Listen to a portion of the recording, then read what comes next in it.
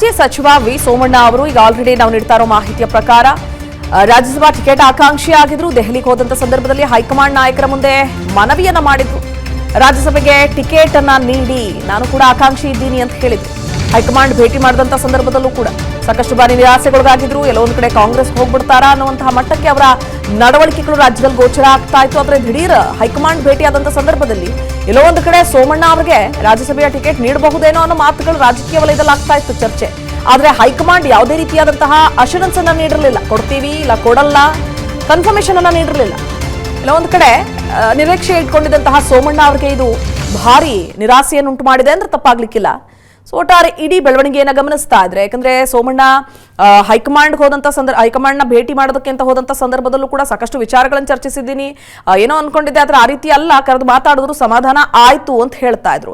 S Vikram, ಇಲ್ಲಿ ಸೋಮಣ್ಣ ಅವರ ವಿಚಾರವನ್ನ ನಾವು ಮುಂದುವರೆದು ನೋಡೋದಾದ್ರೆ, ಇಲ್ಲಿ ಒಂದು ಕಡೆ ಅಸಮಾಧಾನಗೊಂಡಿದ್ರು, ಕಾಂಗ್ರೆಸ್ ಹೋಗ್ತಾರೆ ಅನ್ನೋ ಮಾತುಗಳಿದ್ದಿತ್ತು. ಆದ್ರೆ ಅದ್ರ ನಡುವೆ ಹೈಕಮಾಂಡ್ ಭೇಟಿ ಆದ್ಮೇಲೆ ಅವ್ರು ತಣ್ಣಗಾದ್ರು. ಈಗ ತಣ್ಣಗಾದ್ಮೇಲೆ ಮತ್ತೊಮ್ಮೆ ಈ ರೀತಿಯಾದಂತಹ ಟ್ರಿಗರ್ ಫ್ಯಾಕ್ಟರ್ಗಳಿದೆಯಲ್ಲ, ಸೋಮಣ್ಣ ಅವರನ್ನ ಹೆಜ್ಜೆಯನ್ನ ಮತ್ತೊಂದು ಮನೆಗೆ ಕಾಲಿಡುವಂತೆ ಮಾಡುತ್ತಾ, ಅಥವಾ ಇಲ್ಲೇ ಲೋಕಸಭಾ ಚುನಾವಣೆ ಇದೆ, ಯಾಕಂದ್ರೆ ತುಮಕೂರು ಕಡೆ ಅವ್ರು ಓಡಾಡ್ತಾ ಇದ್ದಾರೆ, ಬಹುಶಃ ಅಲ್ಲಿ ಅವ್ರ ಟಿಕೆಟ್ ಫೈನಲ್ ಮಾಡೋ ಹಿನ್ನೆಲೆಯಲ್ಲಿ ಏನಾದ್ರೂ ಈ ರೀತಿಯಾಗಿ ಆಯ್ತಾ ಅಂತ ಲೆಕ್ಕಾಚಾರಗಳು ಓಡಾಡ್ತಾ ಇದ್ವಾ, ಹೇಗೆ ಅಂತ?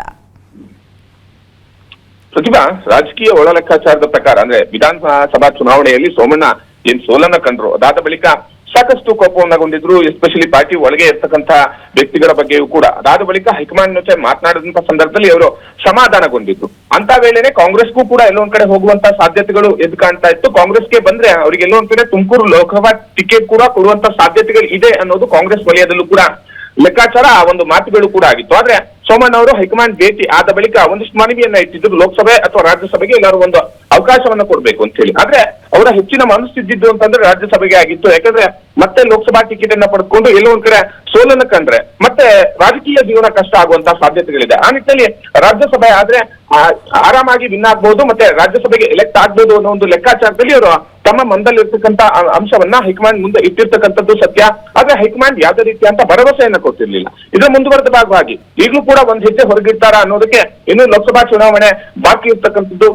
ಸೋಮಣ್ಣ ಅವರಿಗೆ ಹೇಳಿದ ಪ್ರಕಾರ ರಾಜ್ಯಸಭೆ ಅಥವಾ ಲೋಕಸಭೆ, ಉಳಿದಂತೆ ರಾಜ್ಯಸಭೆ ಕಂಪ್ಲೀಟ್ ಆಗಿದೆ, ಇನ್ನು ಉಳಿದಂತೆ ಲೋಕಸಭಾ ಅವಕಾಶಗಳು ಕೂಡ ಇದೆ. ಹಾಗಂತೇಳಿ ಲೋಕಸಭಾ ಚುನಾವಣೆಯಲ್ಲೂ ಟಿಕೆಟ್ ಕೊಡದೇ ಇದ್ರೆ ಮತ್ತೆ ಕಾಂಗ್ರೆಸ್ಗೆ ಹಾರೋಕೆ ಸಾಧ್ಯ ಆಗುತ್ತಾ? ಖಂಡಿತವಾಗಿಯೂ ಆ ರೀತಿಯಲ್ಲಿ ಕಷ್ಟ. ಯಾಕಂದ್ರೆ ಲೋಕಸಭಾ ಚುನಾವಣೆ ಮತ್ತೆ ಮುಗ್ದೋಗಿರುತ್ತೆ. ಮತ್ತೆ ಮುಂಬರ್ತಕ್ಕಂಥ ಚುನಾವಣೆ ಅಂತಂದ್ರೆ 4 ರಿಂದ 5 ವರ್ಷ ಕಾಯ್ಬೇಕಾಗತ್ತೆ. ಅಥವಾ ಇನ್ನುಳಿದಂತೆ ಬೇರೆ ಬೇರೆ ದಾರಿಗಳು ಏನಿದೆ ಅನ್ನೋದನ್ನ ಸೋಮಣ್ಣ ಅವರು ನೋಡ್ಬೇಕಾಗುತ್ತೆ. ಆದ್ರೆ ಲೋಕಸಭಾ ಚುನಾವಣೆಯಲ್ಲಿ ಕಾಂಗ್ರೆಸ್ನಿಂದ ಬಿಜೆಪಿಯಿಂದ ಸೋಮಣ್ಣ ಅವರಿಗೆ ಟಿಕೆಟ್ ಸಿಗೋದೇ ಹೋದಾದ್ರೆ, ಟಿಕೆಟ್ ಸಿಕ್ಕಿದ್ದೇ ಹೋದಾದ್ರೆ ಮತ್ತೆ ಯಾವುದೇ ರೀತಿಯಂತ ಪಕ್ಷ ಬದಲಾವಣೆ ಮಾಡುವಂತ ಸಾಧ್ಯತೆಗಳಿಲ್ಲ. ಇನ್ನುಳಿದಂತೆ ಕಾಂಗ್ರೆಸ್ ನಲ್ಲಿ ಹೋಗಿ ತುಮಕೂರು ಟಿಕೆಟ್ ಸಿಗುತ್ತಾ ಅನ್ನೋ ಒಂದು ಆಲೋಚನೆಗೆ ಈಗಾಗಲೇ ಮುದ್ದಹನುಮೇಗೌಡರಿಗೆ ಕಾಂಗ್ರೆಸ್ ನ ಟಿಕೆಟ್ ಅನ್ನೋ ಒಂದು ಮಾತುಗಳು ಈಗಾಗಲೇ ಕಾಂಗ್ರೆಸ್ ವಲಯದಲ್ಲಿ ಕೇಳಿ ಬರ್ತಾ ಇರ್ತಕ್ಕಂಥದ್ದು. ಸೊ ಲೋಕಸಭಾ ಚುನಾವಣೆ ವೇಳೆ ಸೋಮಣ್ಣ ಅವರಿಗೆ ಬಿಜೆಪಿಯಿಂದ ಟಿಕೆಟ್ ಸಿಗದೇ ಇದ್ರೆ ಮತ್ತೊಂದು ರೀತಿಯಲ್ಲಿ ಅವರ ರಾಜಕೀಯ ಬದುಕು ತಿರುವು ಪಡೆದುಕೊಳ್ಳುತ್ತೆ. ಆದ್ರೆ ಬಹುತೇಕವಾಗಿ ಸೋಮಣ್ಣ ಅವರಿಗೆ ಮಾತು ನೀಡಿರುವಂತೆ ಹೈಕಮಾಂಡ್ ಲೋಕಸಭೆ ಅಥವಾ ರಾಜ್ಯಸಭೆ ಎರಡರಲ್ಲಿ ಒಂದು ಆಪ್ಷನ್ ಅನ್ನ ನೀಡಿದೆ ಅನ್ನೋ ಒಂದು ವಿಚಾರ ಈಗಾಗಲೇ ಗೊತ್ತಿರುವಂತದ್ದು. ಸೊ ಇದರಲ್ಲಿ ಸೋಮಣ್ಣ ಅವರ ಮುಂದಿನ ನಡೆ ಏನಾಗುತ್ತೆ ಅನ್ನೋದನ್ನ ಲೋಕಸಭಾ ಚುನಾವಣೆವರೆಗೂ ಕೂಡ ಕಾದು ನೋಡ್ಬೇಕಾಗತ್ತೆ. ಪ್ರತಿಭಾ, ಥ್ಯಾಂಕ್ ಯು ವಿಕ್ರಮ್ ಡೀಟೇಲ್ಸ್ಗಾಗಿ. ಅನುಕ್ಷಣದ ಸುದ್ದಿಗಳಿಗಾಗಿ ವಿಸ್ತಾರ ನ್ಯೂಸ್ ಯೂಟ್ಯೂಬ್ ಚಾನೆಲ್ ಸಬ್ಸ್ಕ್ರೈಬ್ ಮಾಡಿ. ಹೊಸ ಸುದ್ದಿಗಳ ನೋಟಿಫಿಕೇಶನ್ಗಾಗಿ ಬೆಲ್ ಐಕಾನ್ ಕ್ಲಿಕ್ ಮಾಡಿ. ಲೇಟೆಸ್ಟ್ ಅಪ್ಡೇಟ್ಸ್ಗಾಗಿ www.vistaranews.com ವೆಬ್ಸೈಟ್ಗೆ ವಿಸಿಟ್ ಮಾಡಿ. ಅಂಗೈಯಲ್ಲೇ ಜಗತ್ತಿನ ಸುದ್ದಿ ತಿಳಿಯಲು ವಿಸ್ತಾರ ನ್ಯೂಸ್ ಕನ್ನಡ ಆಪ್ ಡೌನ್ಲೋಡ್ ಮಾಡಿ.